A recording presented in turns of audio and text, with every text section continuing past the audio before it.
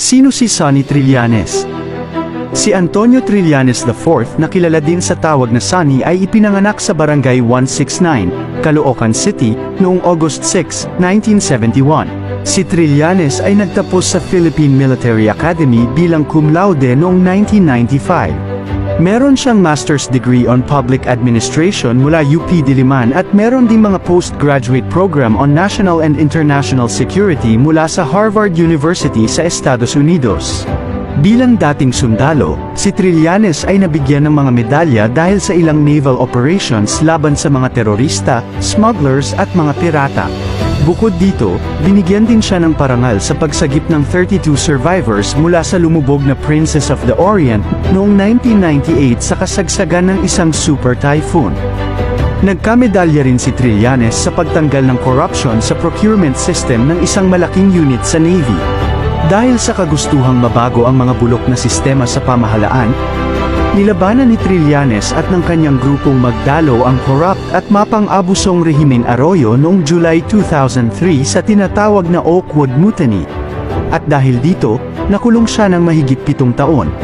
Pero noong 2007, tumakbo siya sa pagkasenador at hinalal ng mga Pilipino kahit hindi siya nakapagkampanya at naging kauna-unahang kandidato na nanalo habang nakakulong. Pinalaya siya sa pamamagitan ng isang amnesty ni President Noynoy Aquino noong December 2010. Sa kanyang 12 taon na pagkasenador, tinanghal si Trillanes bilang most productive senator ng Senado from 2007 to 2019, dahil siya ang may pinakamaraming national bills na naisulat at naisabatas. Kabilang sa mga batas na ito ay ang 4Ps Law o Pantawid Pamilyang Pilipino Program na nagbibigay ng buwanang ayuda para sa mga mahihirap. Salary Standardization Law o pagbibigay ng increase sa sweldo ng mga guro, sundalo, pulis, health workers at lahat ng government employees. Ang pagpataas ng subsistence allowance para sa mga sundalo at pulis.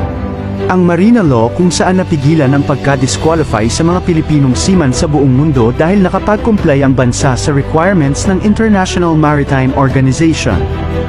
Ang Expanded Senior Citizens Act na nagbibigay ng incentives at assistance para sa ating mga senior citizens.